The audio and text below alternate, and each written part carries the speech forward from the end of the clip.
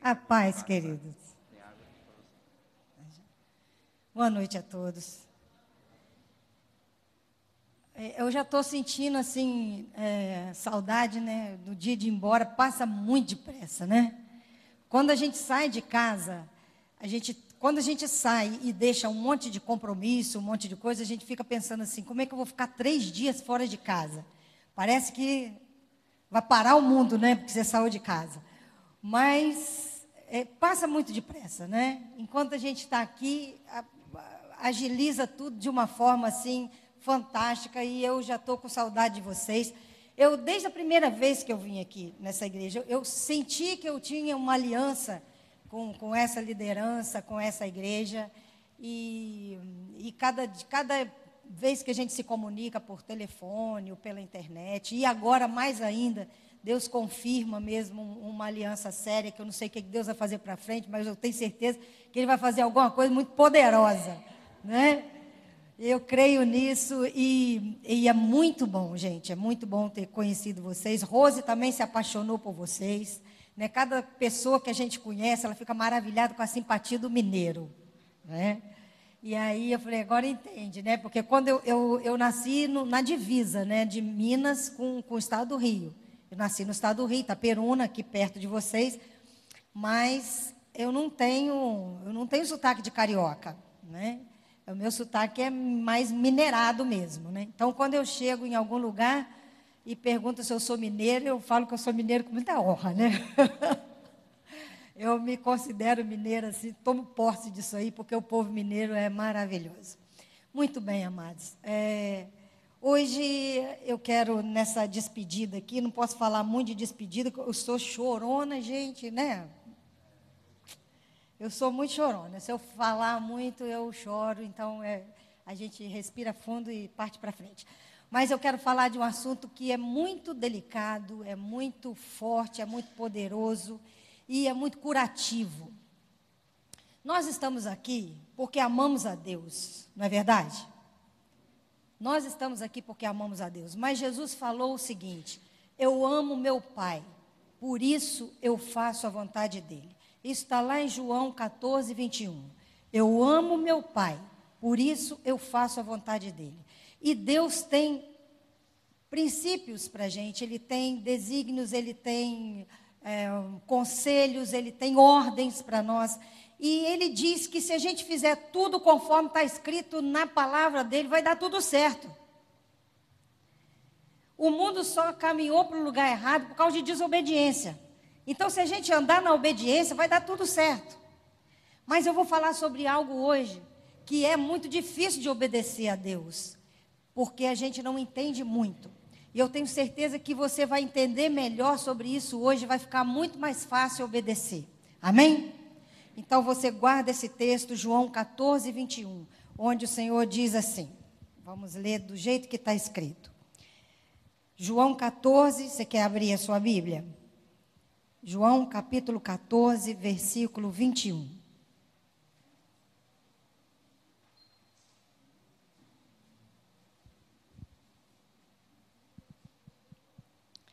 Amém? Aquele que tem os meus mandamentos e os guarda, esse é que me ama. E aquele que me ama será amado do meu Pai, e eu o amarei e me manifestarei a ele. Eu queria que você lesse junto comigo. Aquele que tem os meus mandamentos e os guarda, esse é o que me ama. E aquele que me ama será amado de meu Pai, e eu o amarei e me manifestarei a ele. Vamos orar, querido? Senhor Deus, obrigado pela tua palavra, obrigado pela liberdade de falar, de ouvir, de louvar, de engrandecer o teu nome. Que essa noite seja uma noite de vitória, uma noite de libertação, uma noite de cura, de transformação. Uma noite, Senhor, em que a tua vontade será feita em nossa vida. Abra nossos corações e nos dê coragem, ousadia, disposição para fazer exatamente conforme a tua vontade. Em nome de Jesus. Amém? Quando eu penso assim na liberdade que a gente tem na casa de Deus, Eu me lembro de um testemunho que eu ouvi de de um missionário que veio da China. E esse missionário disse que quando ele voltou de férias junto com outro. E esse outro companheiro dele passou por uma experiência muito forte. Ele levava a palavra num vilarejo onde realmente era estritamente proibido falar sobre a palavra de Deus, e Bíblia era uma coisa muito escondida. E tinha uma família que toda ela se converteu ao Senhor. E eles foram descobertos. E o pai foi obrigado a negar a Deus. E ele não quis fazer isso. Ele não quis negar a Deus. E ele foi ameaçado de morte. E ele preferiu morrer. E ele foi assassinado. Ele foi fuzilado. Mas ele não negou o Senhor. E aí exigiram que a mulher dele fizesse isso. E ela disse: eu também não vou negar. E aí eles levaram ela para uma praça pública, ela e os 5 filhos. E disseram: você vai negar e vai negar publicamente, porque senão eu vou matar todos os seus filhos. E aí aqueles soldados levaram ela para uma praça e botaram a arma na cabeça do garoto de 12 anos. E ela disse: se eu negar, eu vou negar a nossa salvação. E nós encontramos a única coisa que faz sentido para a nossa vida. E a nossa vida pertence ao Senhor. Vivendo ou morrendo, nós somos do Senhor. E eles atiraram no garoto de 12 anos. E ela chorou muito, mas ela não negou. E ela disse, e eles falaram: eu vou continuar atirando. E ela se manteve firme. E eles foram matando um a um, até chegar no garotinho de 5 anos de idade. Quando chegou no último, o coração dela já estava tão dolorido que ela caiu no chão, se agarrou nas perninhas do garoto e clamou por misericórdia. E o garotinho de 5 anos levantou o rosto da mãe e falou assim: calma, mãe, não fica triste. Daqui a pouquinho a gente vai estar junto de novo na glória com o nosso Salvador. Aquela família toda morreu pelo nome de Jesus. Não está sendo exigido isso de nós. Aqui a gente tem total liberdade para louvar e engrandecer o nome do Senhor. E às vezes chove um pouquinho e a gente não vem para a igreja, não é? Às vezes a gente vê alguma coisa que a gente não gosta e a gente acha que tem que sair da igreja. Às vezes a gente, por qualquer coisa, a gente esquece de que isso é uma coisa que a gente precisa tomar posse dessa liberdade. A gente precisa ser grato a Deus por essa liberdade. E sabendo, querido, que a gente não sabe qual é o futuro que vem por aí, certo? Porque existem muitos projetos para calar a boca da igreja. Então, o Senhor precisa de um exército muito forte, para que, se esse tempo começar a acontecer no nosso meio, a gente vai ter que ter muita coragem, muita ousadia, para defender o nome de Jesus, custe o que custar.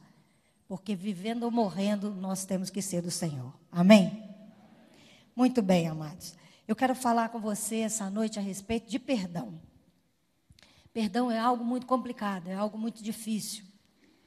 Perdoar é algo desafiador. Quando eu li a primeira vez na Bíblia que Jesus mandou perdoar 70 vezes 7, eu fui fazer a conta para ver quanto era. Aí um pastor me falou que a conta era feita assim: 7 vezes 7, 49 vezes 7, não sei mais quanto é, vezes 7, 70 vezes. Eu falei: não cabe nem em calculadora nenhuma. E eu achei que era muito esforço que a gente tinha que fazer. Achei que Jesus estava colocando uma carga muito pesada, a gente perdoar o tempo todo. Acontece que eu descobri que é o contrário. Jesus está querendo aliviar uma carga e não colocar uma carga. E essa noite a gente vai entender por quê que o que Deus quer não é pesado, pelo contrário, é leve. Eu quero falar alguma coisa que eu entendi sobre perdão, para que você possa, hoje, tomar uma decisão. A primeira coisa sobre perdão que eu entendo é que perdão é uma questão de obediência. Deus mandou, então não tem discussão. Jesus disse: eu amo meu Pai, por isso eu faço a vontade dele. Não importava o que Jesus queria ou não queria, ele fazia a vontade de Deus. A vontade de Deus não pode ser questionada. Se você crê no Senhor, se você entende que a Bíblia está certa, que a palavra de Deus é verdade, então mesmo que você não entenda, você precisa obedecer. Ou então, você não ama. Quem ama, obedece. Então, pode ser difícil, pode ser complicado, pode não estar coerente na sua cabeça, mas Deus mandou, é pulo no escuro. É uma questão de obedecer. Amém, irmãos? Se eu amo o Senhor, eu preciso obedecer. Então, antes de mais nada, perdão, a questão de obediência. A outra coisa é que, às vezes, a gente fala assim, eu não senti ainda. Eu queria até perdoar, mas quando isso liberar no meu coração, eu acho que eu vou conseguir. Querido, perdoar não tem a ver com o sentimento da gente. Se perdoar tivesse a ver com o sentimento da gente, Deus estaria sendo injusto. Porque Ele estaria dando uma ordem para mim, para você, que está num campo de atuação que a gente não tem domínio. Amar é uma questão de comportamento, é atitude. Você ama se comportando de maneira justa e amorosa com todas as pessoas. Mas o seu coração bate mais forte e acelera por todo mundo só porque você manda ele fazer isso? Não. Então, quando a gente sente uma emoção, quando há um sentimento mais forte dentro de nós, ele acontece sem que a gente perceba que ele está acontecendo. A Bíblia diz, Deus fala, irai-vos e não pequei. O que significa isso? Deus está mandando a gente irar? Não está. Ele está dizendo assim, não adianta falar para vocês não irar, porque a ira vai acontecer. A raiva acontece, a ira acontece. O sentimento acontece, querido. Dentro de nós, o sentimento, ele flui e você não consegue frear. A única coisa que você pode escolher é o que você vai fazer com ele. Alguma pessoa desperta raiva em você. Ou você tem domínio próprio e age com controle, ou você parte para a ignorância. Certo? A reação que você tem diante da atitude de uma pessoa, diante daquele sentimento, é uma escolha. Por isso, ninguém pode dizer assim, eu bati no cara, mas porque ele me provocou. Eu quebrei tudo dentro de casa porque a minha mulher fez isso assim, assim. Eu fiz isso assim, assim com meu filho porque ele fez aquilo. Não, você não faz nada porque alguém faz. Alguém pode fazer o que for, você escolhe como vai reagir. Ninguém pode culpar ninguém pelas atitudes. O que a gente faz é escolha da gente. O outro pode fazer o que for. Você tem como escolher agir assim ou assado. Amém, irmão? Nós temos que ser responsáveis pelas nossas escolhas. E perdoar, querido, é uma questão de escolher. É uma questão de decidir. É uma questão racional. Você vai sair hoje, no final desse culto, você vai decidir o que vai fazer com a mágoa e o ressentimento que está dentro de você. É um poder, é uma decisão. Isso está consciente, isso é racional, isso está na sua mão. Você faz se quiser ou não, tá certo? Então, por isso que perdoar não tem a ver com sentir. Alguém já ouviu falar que perdoar é esquecer? Já ouviu falar que perdoar é esquecer? Só se tiver amnésia. Só se tiver amnésia. Quem fala isso não está querendo dizer exatamente isso. Está querendo explicar para você o seguinte, que quem perdoa vira a página, certo? Você perdoou, você não tem que ficar cobrando nem lembrando uma pessoa que você perdoou. Mesmo porque você não perdoa por causa de ninguém. Nenhum de nós tem que perdoar alguém pelo outro. Você só perdoa por você mesmo. E você vai entender isso hoje. Então, quando a gente perdoa, querido, você precisa perdoar pelo seu bem, pela sua libertação, pela sua cura, pela sua obediência, por estar fazendo aquilo que Deus quer. Mas você não pode esquecer, porque se você esquecer, os fatos significativos da nossa vida são marcantes. Não tem como você abolir, não tem como você pagar uma borrachinha lá no cérebro e apagar. A gente esquece algumas coisas e é um perigo esquecer algumas coisas. Hoje, eu sou psicóloga, eu trabalho com dificuldades emocionais. Muitas pessoas têm atitudes hoje que ela não entende por quê. Aí a gente examina a atitude pelo hoje. O hoje não explica muitas atitudes nossas. Elas estão ligadas a uma história passada, que a gente não lembra mais. Só para você ter um exemplo assim, rápido.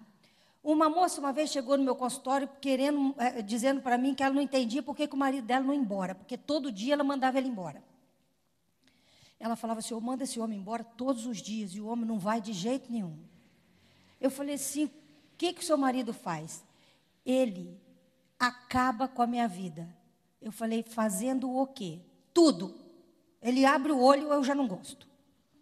Ele acorda, eu tenho raiva dele. Ele fala oi comigo, eu estou com raiva dele. Eu falei, você vai ter que descrever o que o seu marido faz. Ela não falava por nada desse mundo. Ela só falava, acredita em mim. Ele é o inferno da minha vida. Quando eu largar ele, eu vou ser feliz. Eu falei assim, você só vai ouvir alguma coisa de mim depois que você descrever o que o seu marido faz. Ela não falava. Ela só dizia que eu precisava acreditar que o marido dela acabava com a vida dela e que se ela largasse ele, a vida dela estava boa. Como ela insistiu isso 1 mês, eu deixei ela insistir à vontade. Depois eu falei assim, agora me fala do seu pai. Aí ela desabou e falou assim, aquele traste, não tenho condição de falar dele. E aí, conversando, ela foi se lembrando de algumas coisas do passado. E ela, né, voltou à situação passada. A vida dela inteira foi de sofrimento dela vendo o pai dela batendo na mãe dela. O pai dela bebia e batia na mãe dela todos os dias. E todos os dias ela dizia para a mãe dela assim, manda esse homem embora para a gente ser feliz. E a mãe dela não tinha coragem de mandar o marido embora.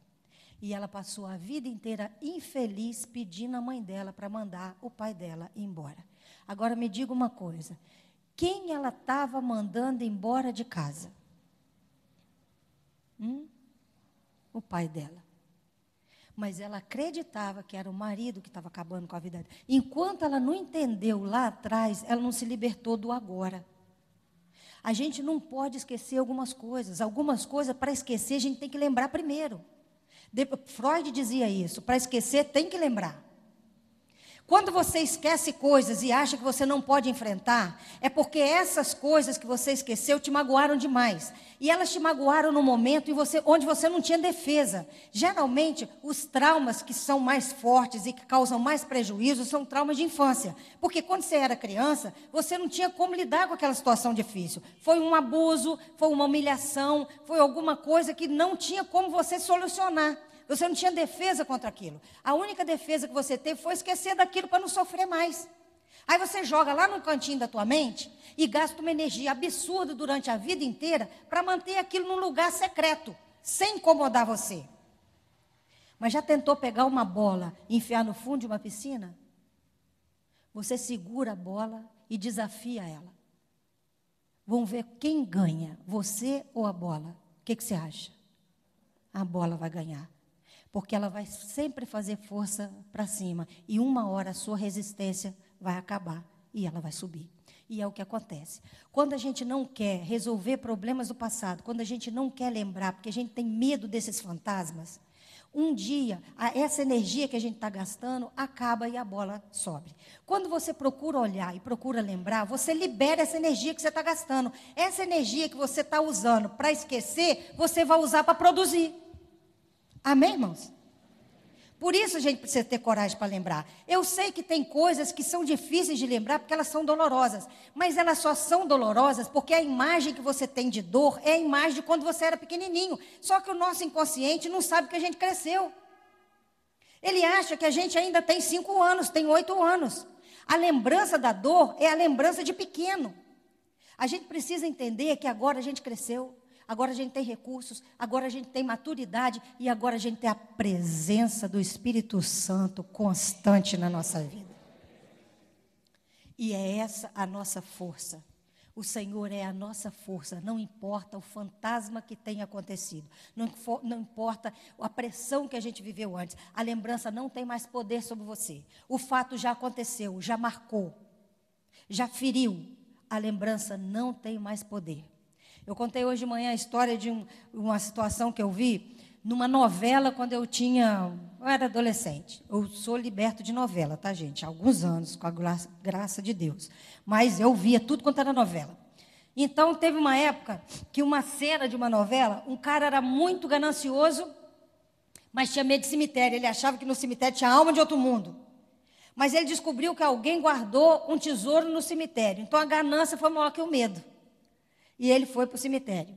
Ele estava de paletó, uma roseira agarrou o paletó do homem. Ele achou que era uma alma penada. Só que ele não teve coragem de olhar para trás. E ele ficou ali sofrendo, tentando imaginar a alma penada soltando ele, e ela não soltava ele. E o cara infartou, porque ele não quis olhar para trás. Às vezes a gente sofre absurdos só porque não quer olhar para trás. Olhar para trás não vai doer mais nada do que já doeu antes. Hoje a gente pode olhar e pode se libertar. Amém, irmãos? Então, para a gente perdoar, a gente não pode passar um pano, não pode tampar o sol com a peneira. A gente não pode abafar, não pode jogar o lixo debaixo do tapete e falar, eu vou seguir em frente e o passado já foi. Não foi nada, querido. O passado está vivo dentro de você. Já enterrei o passado. Enterrou vivo, querido. Você enterrou, o morto não estava morto, certo? Você enterrou ele vivo. Ele vai fazer movimento o tempo todo para sair do túmulo, certo? Então é melhor destampar e liberar essa situação de qualquer forma. Amém, amados? Muito bem. Quando a gente perdoa, a gente sabe que perdoou. É quando você pode olhar para trás, lembrar da situação e essa situação não mais causar nenhum dano a você. Tem coisas que a gente lembra do passado e a gente sente a mesma dor, não é isso? Você chora do mesmo jeito, aquilo te magoa, prende seu coração. Quando você conseguir perdoar de verdade, você vai lembrar como se fosse um filme. Eu caí uma vez quando era pequena e a minha mãe era muito brava e eu tinha um medo dela danado. Então, até de cair e falar que eu caí, eu tinha medo de falar. E aí eu cortei o joelho e escondi a ferida, né? Porque eu não queria falar que eu achava que ela ia me bater porque eu caí. Aí eu falei assim, já está doendo o joelho, ainda vou apanhar, vou ficar só com o joelho doendo. E eu cobri aquilo. E aquele negócio fechou sem dar ponto. Aí ficou uma marca por muitos anos, né? Então, por muito tempo, eu lembrava daquela situação. Mas podia olhar para o joelho que eu não sentia dor nenhuma mais. Perdoar é isso. É você olhar para a situação como uma história que passou na sua vida, mas não tem controle mais sobre as suas emoções. Amém? Isso é um processo. Isso não acontece assim, não. Isso começa pela decisão e pela escolha. Depois as coisas vão acontecendo. Outra coisa, vamos imaginar aqui, para quem aqui 200 mil reais faria uma boa diferença na vida? Levanta a mão aí, irmão. 100 já virava minha vida para o outro lado. Já me... Oh, pastor, na hora que você estava orando aqui pelas finanças, tomei posse, tá?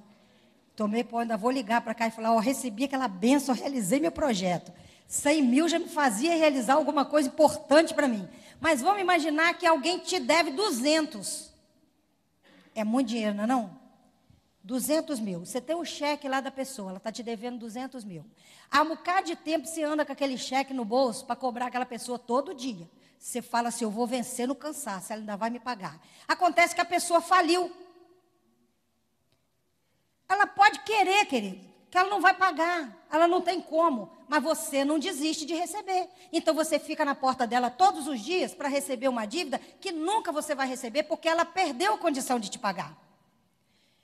Me diga uma coisa, cada dia que passa seu prejuízo não aumenta, não? Com certeza, né, querido?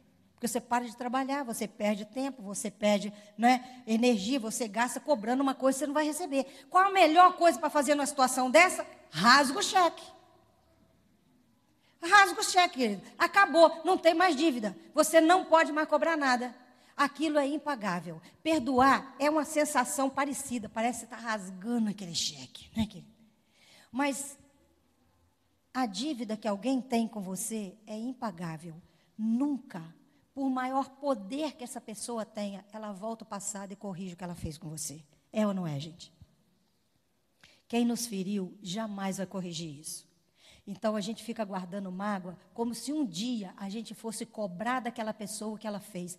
Nada faz aquela pessoa te pagar o dano que ela te causou. Então, a melhor coisa que você tem que fazer é simplesmente rasgar a dívida. Outra coisa que a Bíblia fala é que existem duas realidades espirituais, justiça e misericórdia. Se Jesus mandasse um anjo aqui agora e falasse assim, ó, vai lá perguntar para a igreja da comunidade da paz. Fala que eu já estou indo. Que eu levo o que para eles? Misericórdia ou justiça? O que você ia querer? Muita misericórdia. Não é não, gente? Haja misericórdia para nós, né? Eu ia clamar por misericórdia. Só que a Bíblia diz o seguinte, não tem 2 pesos e 2 medidas. O mesmo peso que você escolher para você, vai ter que ser para o outro. Se você escolher para o outro, vai vir para você. E quando a gente não perdoa, a gente não usa de misericórdia, a gente usa de juízo, justiça. Você quer fazer justiça. Só que você se coloca no lugar do juiz. Isso aqui não tem perdão. Isso que me fez, de jeito nenhum, isso é imperdoável. Você julgou a sua causa, deu o veredito, a pessoa está condenada à prisão perpétua na sua vida, no seu coração.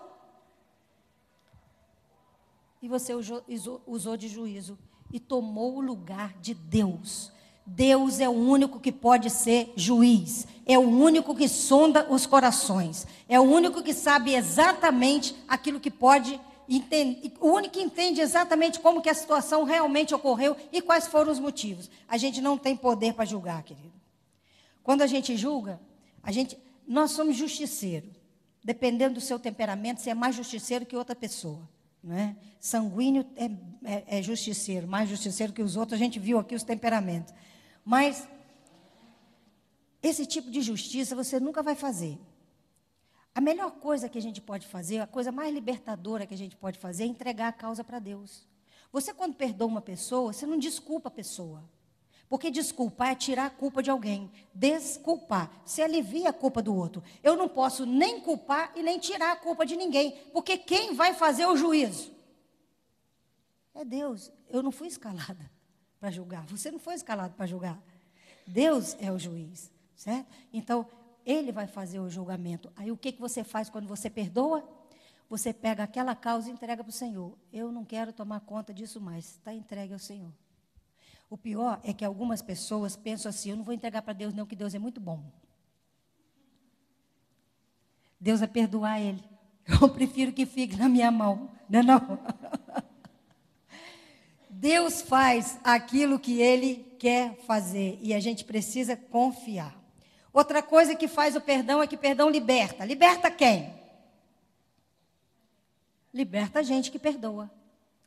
Eu contei que eu vi um filme uma vez e 2 rapazes estavam na hora errada, no lugar errado. Alguém cometeu um crime e o amigo do policial que tinha cometido esse crime e o policial, para salvar o amigo, condenou 2 rapazes que passaram na hora. E depois contra eles. Muito bem, eles foram condenados à prisão perpétua. Aquele policial, para garantir que eles ficassem presos e não saíssem para provar a própria inocência, aquele policial se ofereceu a trabalhar na prisão, lá no deserto, onde os 2 estariam presos. A vida inteira que eles estiveram lá, eles tentaram fugir. 20 anos tentando fuga, aquele guarda chegou e falou assim, ó, desiste, rapaz. Eu estou aqui exatamente para garantir que vocês tenham a condição de prisioneiros a vida inteira. E ele disse, engraçado, né? Você fala isso como se a condição de prisioneiro fosse só nossa. Sabe o que diferencia a gente de você? É só uma grade. Porque nós 2, todos nós estamos presos num deserto há 20 anos. Então, quando você fica vigiando a mágoa e o ressentimento, é como se fosse uma vigilância eterna contra alguém. Essa vigilância torna você um prisioneiro. Por isso que Jesus fala, perdoa 70 vezes 7. Para quê? Para nos manter libertos. Para que a gente nunca seja aprisionado por mágoas e por ressentimento. Amém, irmãos? Perdão também, a mágoa e o ressentimento adoece. Causa problemas de saúde. Os médicos hoje já sabem disso. Ressentimento e mágoa causam doença. Eu trabalhei num hospital com cirurgia cardíaca uma vez, numa época em Itaperuna. E o primeiro paciente que eu atendi já tinha sido operado e ele estava fazendo a 12ª cirurgia em 12 anos. E aí eu quis saber por que tanta cirurgia nesse espaço de tempo. E aí eu perguntei para ele, o que aconteceu na sua vida há 14 anos atrás, 2 anos antes da primeira cirurgia? E ele parou e falou assim, o fato mais marcante da minha vida. eu estava no trabalho, o melhor amigo meu chegou para mim, pediu a minha bicicleta emprestada e disse que precisava resolver uma coisa importante. Eu emprestei a bicicleta, no final do dia eu descobri que ele tinha assassinado meu irmão.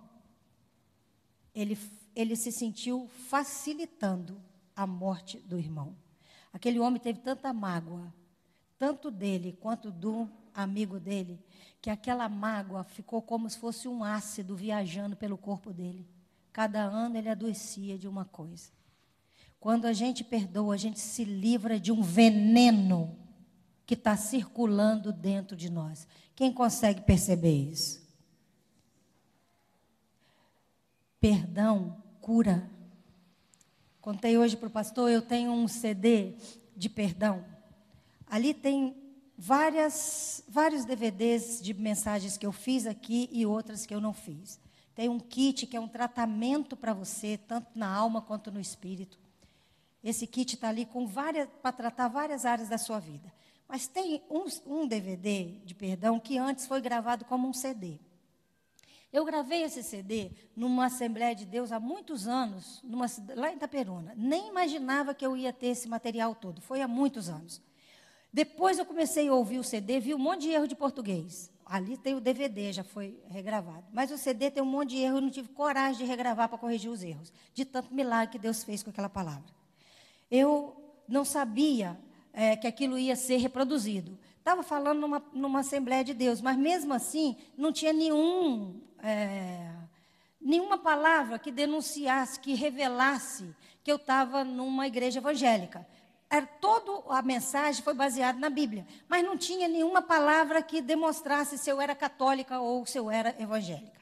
Enfim, eu conheci um empresário que gostava de comprar material evangélico, ele era da igreja católica, e ele comprou 1.200 CDs durante 2 anos, por mês, durante 2 anos, e distribuía nas igrejas. E eu recebi um monte de telefonemas de algumas igrejas e de pessoas que receberam esse CD. Uma delas me ligou e disse assim: Elizabeth, não posso contar isso para muita gente, que as pessoas não vão acreditar, mas eu sei que você vai. Eu ouvi esse CD e eu estava com uma cirurgia marcada. Eu estou com câncer. Eu estava com câncer. E a minha cirurgia estava marcada quando eu ouvi o seu CD. E eu comecei a orar e dizer para Deus que eu não queria ir para aquela cirurgia com tanta mágoa e ressentimento.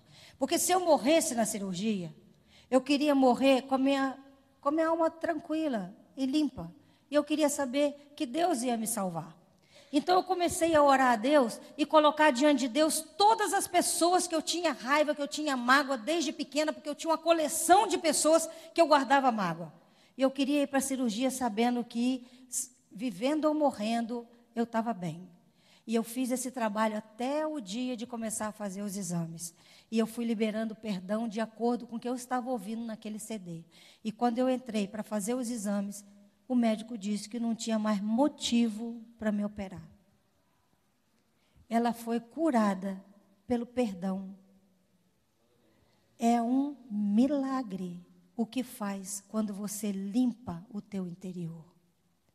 Deus quer nos trazer cura, libertação, salvação. Ele quer limpar o nosso coração. Amém, irmãos? Muito bem. O perdão, querido, às vezes a gente precisa... nós usamos algumas mágoas e ressentimentos. Tem gente que passou por muita revolta em criança e passou muitas situações de revolta na vida, aí elas querem crescer para se vingar de quem humilhou elas. Não é? Tem gente que quer crescer de vingança. Aí ela usa a mágoa, ela usa a raiva, ela usa toda a humilhação que ela sofreu, como se aquilo fosse gerar força dentro dela para ela poder vencer e jogar na cara do outro a vitória dela. Mágoa e ressentimento não gera força nenhuma. Suga as forças. O que gera força, querido, é o amor. O amor tem um poder de gerar força fantástica. Encontraram uma vez um garotinho, 2 irmãozinhos brincando, e um se machucou. E torceu o pé, não conseguia mais andar. E aí o pequenininho pegou o outro maior do que ele no colo. E foi levando no colo porque estava com o pé torcido. Aí um rapaz chegou e falou assim: meu filho, você não pode pegar esse menino. Esse menino é muito pesado. Ele falou, não é pesado não, é meu irmão. O amor gera uma força sobrenatural.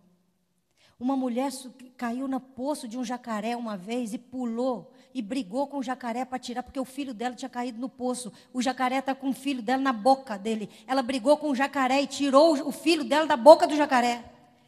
Raiva, querido, não gera força. Amor é que gera. Amém, irmãos? A gente precisa trocar o nosso coração e tirar aquilo que é raiva e trocar por aquilo que o Senhor quer dar. Mas algumas pessoas acham que usam a mágoa e o ressentimento como objeto de estimação. Você está acostumado a lidar, a ficar lembrando daquilo, a ficar se alimentando com aquela mágoa, com aquele monte de coisa dentro de você. E você fica remoendo aquelas histórias a vida inteira, não é? Eu conheci 2 irmãs que faziam isso. Elas, uma alimentava a mágoa da outra. As 2 irmãs eram casadas com 2 irmãos. O que elas tinham em comum? A sogra, né, querido?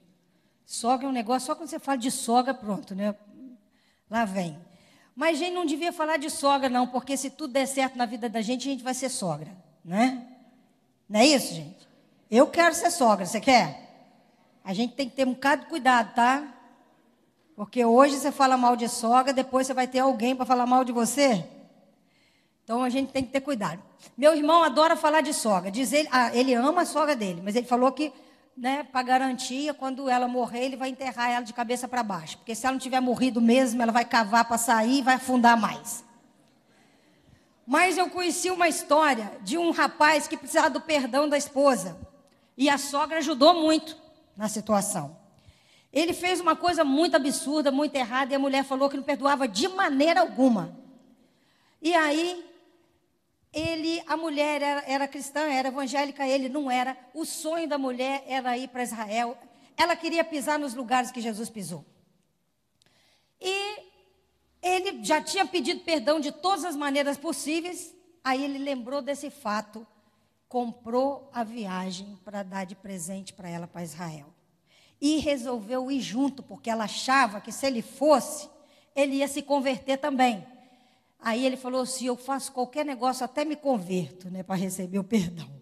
Aí ele comprou a viagem para Israel e falou, por garantia, eu vou dar de presente para minha sogra também. Quer dizer, ele investiu pesado no perdão, né?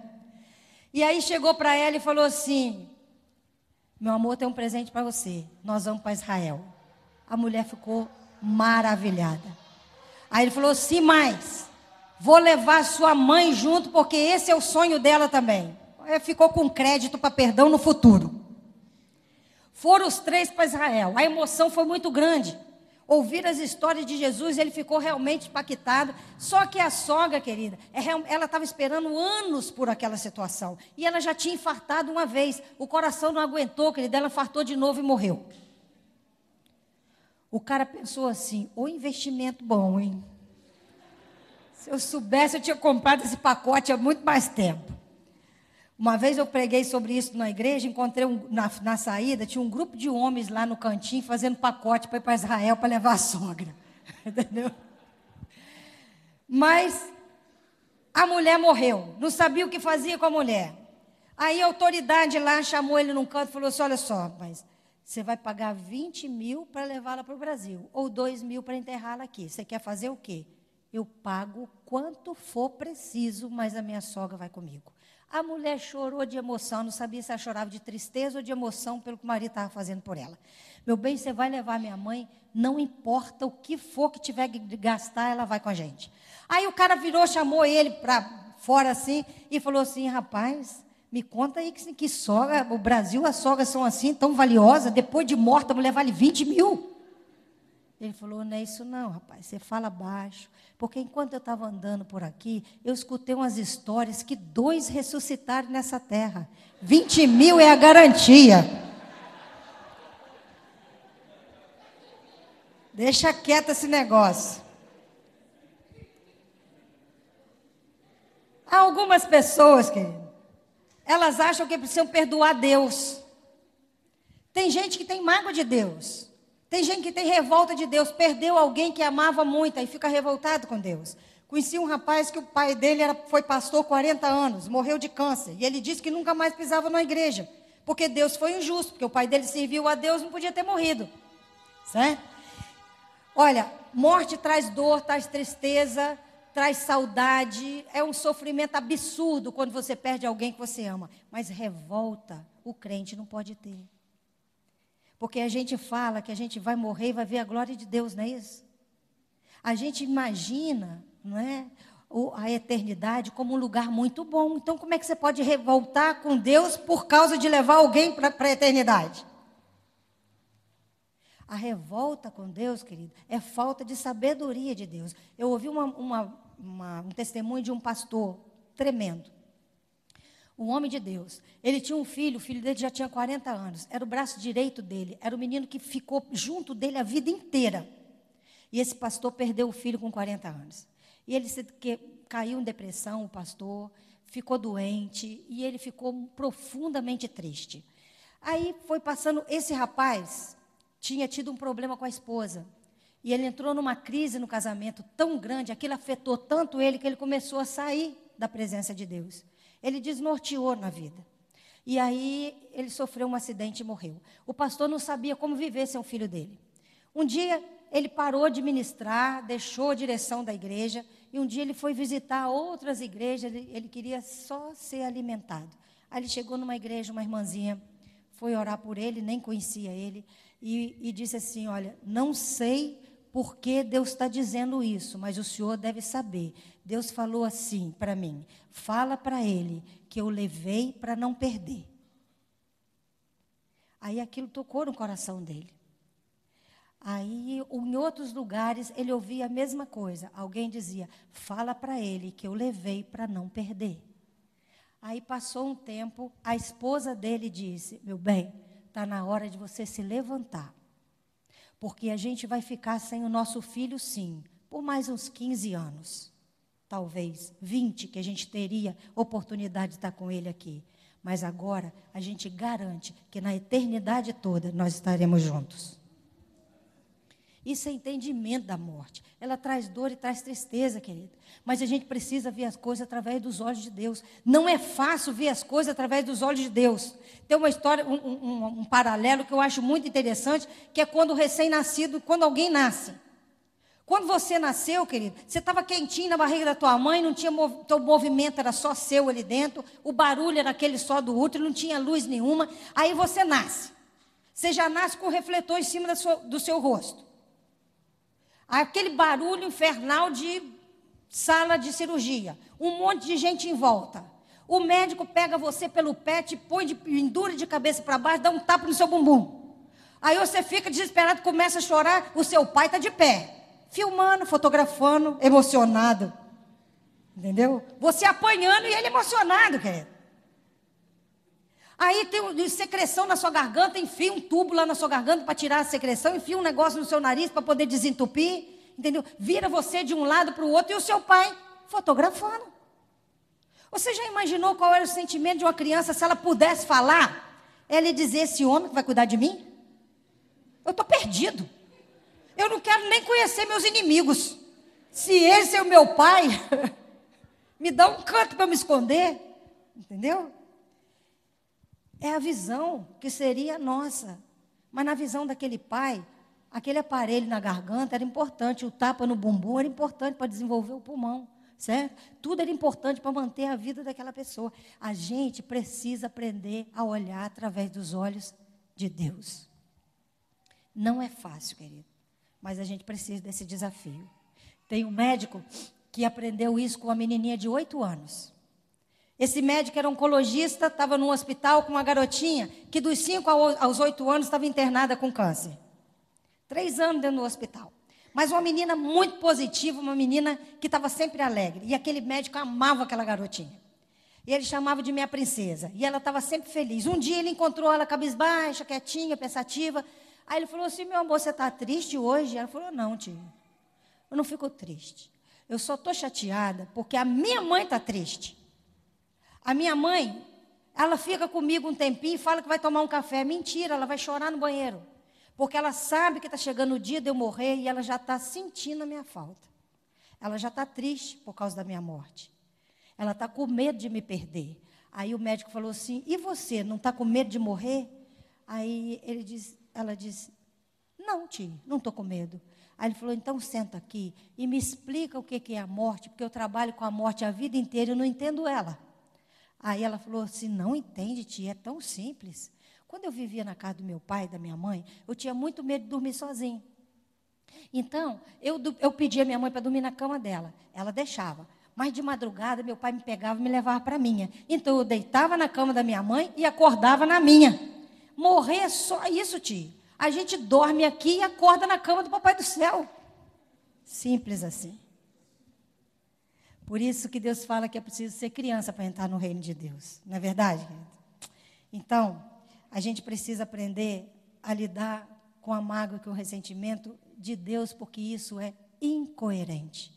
Tudo que Deus faz é bom. Deus é bom em todo o tempo. Não é verdade? Outras vezes, a gente tem mágoa da gente mesmo, da vida que a gente levou. Você abandonou sonhos, você deixou projetos para trás, você tomou decisões que te levaram a outros caminhos. Você fez escolhas que você acha que afundou a sua vida e você tem raiva de si mesmo. Se você hoje entende que podia ter tomado outras decisões e feito outras escolhas, é porque hoje você cresceu. Então usa o crescimento que você tem hoje e muda a sua história daqui para frente. Por que você vai ficar olhando o passado e condenar a si mesmo? Eu conheço pessoas, querido, que lamentam o tempo todo a vida de luta e de traumas e de dores que ela viveu a vida inteira. Pessoas revoltadas porque elas só viveram situações difíceis na vida. Outro dia eu estava lendo aqui, acho que no livro de 1 Reis, falando sobre a construção, Salomão construindo o templo para Deus. E eu estava lendo uma coisa que eu já li um monte de vezes, e eu nunca parei para saber como era a questão da construção. Mas um dia Deus falou, há uns 15 dias, demais comigo numa situação. O que estava escrito era assim, Salomão começou a construir o templo, mas as pedras já estavam todas lapidadas. Antes, na pedreira. Na construção do templo, não se ouviu batida de martelo.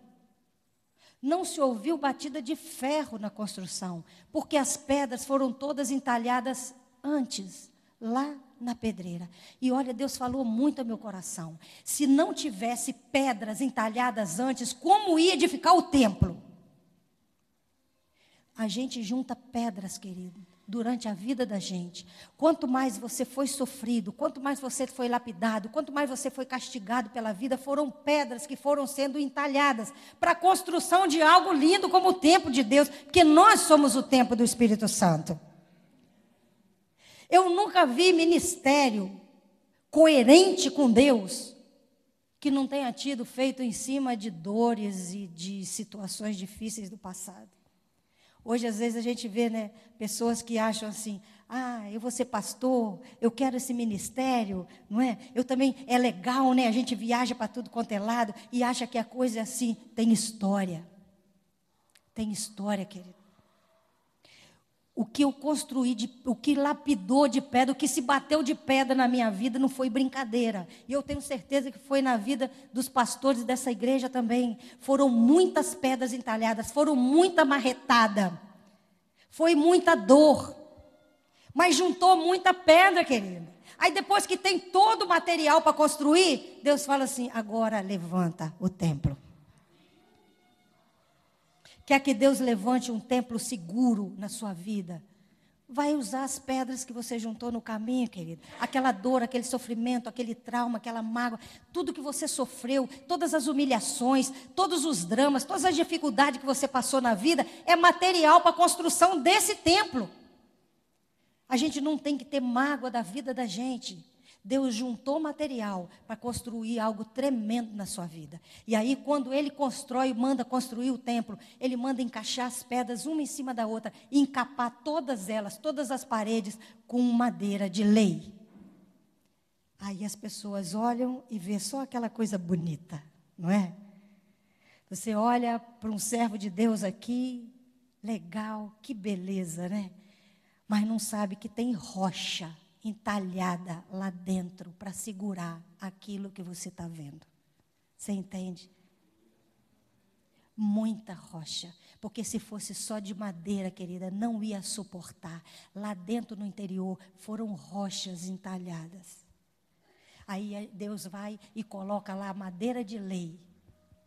E se você ficar aparecendo a rocha, fica aparecendo toda a dureza, fica aparecendo toda aquela rigidez. Deus não quer que apareça a rigidez dele, Deus quer que apareça o brilho do Espírito Santo. A rocha é por conta da estrutura. Você não tem nem que ficar se lamentando para a rocha para que todo mundo saiba. Você tem que ter o brilho do Espírito Santo, porque a rocha só serve para estruturar a situação. Para estruturar você como um templo do Espírito Santo. Amém, amado? Então não tenha mágoa da sua vida, não. Não tenha mágoa do que te aconteceu. Deus só estava juntando coisas, instrumentos para te dar, para que você possa edificar, para você possa ser o templo do Espírito Santo. Mas para fazer tudo isso, querido, para você decidir perdoar e realmente passar por esse processo, você não vai conseguir sozinho. O perdão é libertador em todas as áreas da vida da gente, muito mais do que a gente possa imaginar. E para terminar, queridos, a palavra de Deus diz, nós o amamos porque Ele nos amou primeiro. A gente ama a Deus porque a gente recebe o amor de Deus. Perdão é a mesma coisa. Quando você percebe, quando você sente e recebe o perdão que Jesus te deu, quando você entende tudo que Ele sofreu na cruz por sua causa e consegue entender e receber esse perdão, a gente fica com vergonha de não perdoar. Porque Ele pagou um preço altíssimo pelo perdão dos nossos pecados e a gente nem merecia. A gente só precisa perdoar com um processo de decisão. A cruz foi Ele que enfrentou. Se você perceber tudo que Ele fez pelo perdão dos nossos pecados, a gente se envergonha de não perdoar. Quando você recebe esse perdão mesmo, quando você toma posse desse perdão de Deus, o perdão flui naturalmente. Por isso, a gente precisa vir para a casa do Senhor pelo motivo certo. Eu sei que todos nós aqui temos muitos pedidos para fazer para Deus. Eu tenho, você tem. E Deus fala que a gente pode pedir sim, mas acontece que tem algo muito mais precioso do que a solução dos nossos problemas. E esse algo precioso é Jesus. E se a gente vem aqui na casa de Deus por amor a Ele, todo o resto é acrescentado para nós. Tinha um homem muito rico que amava a obra de arte. Ele e o filho dele, eram os dois só na família. Eles tinham uma mansão muito grande com obra de arte que no mundo inteiro não tinha, e eles eram colecionadores que não vendiam as obras. As pessoas iam para a mansão dele, faziam excursões para ver as obras de arte dele. E, em preço algum, ele vendia. Um dia estourou uma guerra naquele país, aquele rapaz foi convocado para a guerra, o filho desse homem. Lá, numa batalha, ele era um homem muito consciencioso, era um homem muito amoroso, e ele cuidava das pessoas. E numa batalha, 20 companheiros dele foram feridos. E ele pegou um por um, colocou no ombro e levou para um lugar seguro. Mas depois de tanto esforço que ele tinha feito, ele não conseguiu correr mais. E foi baleado e foi morto, porque decidiu salvar 20 amigos ao invés de salvar a si mesmo. E aí aquele pai ficou numa tristeza muito grande. Um dia, alguns meses depois, um daqueles soldados foi até ele para agradecer. E ele disse, olha, nada que eu faça para o senhor vai pagar o que o seu filho fez por mim. Mas eu sabia, porque ele contava para a gente sobre o amor enorme que vocês dois tinham pela arte. Eu fiz o retrato do seu filho. Não tem valor artístico, eu não sou artista. E nem isso é pagamento. É uma lembrança que eu quero que o senhor tenha da gente. Quando o cara abriu a tela, ele ficou impactado com a forma que aquele rapaz conseguiu pintar a expressão do filho dele. E ele ficou maravilhado com aquela tela. Pegou a moldura mais cara que ele tinha, colocou a tela e botou no lugar de destaque naquela sala. Quando as pessoas chegavam para ver as obras de arte, ele mostrava primeiro aquela. Ninguém valorizava. Mas ele dizia, esse é o quadro mais importante que eu tenho. Meses depois, aquele homem morreu. estava profundamente triste, solitário, morreu. E como ele não tinha herdeiro, ele deixou um testamento. No testamento, ele mandava fazer um leilão das obras de arte dele. Veio gente do mundo inteiro para participar do leilão. Era a chance de ter as obras de arte. Na hora do leilão, o leiloeiro disse: eu vou começar pelo retrato que se chama O Filho. Vou começar com um lance de $2.000. Ninguém levantou a mão, passou para 1.000, 500, 250, ninguém se manifestou. Ele fez isso 3 vezes. Aí um rapaz nervoso falou assim: começa pela obra de arte, porque isso aí não tem valor artístico e nós viemos aqui por obras. E ele disse: eu vou recomeçar. 2.000, 1.000, e todo mundo em silêncio, as pessoas irritadas. Um senhorzinho muito humilde estava no canto da sala, foi na frente e disse: olha, eu trabalho aqui, eu sou o jardineiro dessa casa. Eu não tenho dinheiro, porque todo o dinheiro que eu ganhava aqui, eu mandava para o meu filho, porque aqui eu não precisava de dinheiro. Meu patrão me dava tudo o que eu precisava para viver. E eu amava o meu patrão e eu amava o filho dele. E eu sabia o quanto meu patrão amava o filho dele. Por isso, se eu tivesse muito dinheiro, eu daria tudo por esse quadro aí. Porque eu sei o valor que ele tem para o meu patrão. Mas eu só tenho $50. E aí o leiloeiro disse: alguém dá mais? Ninguém deu, ele bateu o martelo. A obra é sua e o leilão está encerrado. E aí houve um movimento muito grande. Como o leilão está encerrado, vai começar agora. Ele falou: eu vou ler o testamento para vocês. Aquele que valorizar o filho é o herdeiro de toda a minha herança. Se a gente vem para cá pelo amor, o amor e o reconhecimento da pessoa certa, tem bênçãos e bênçãos e bênçãos para a gente herdar. Amém, amado?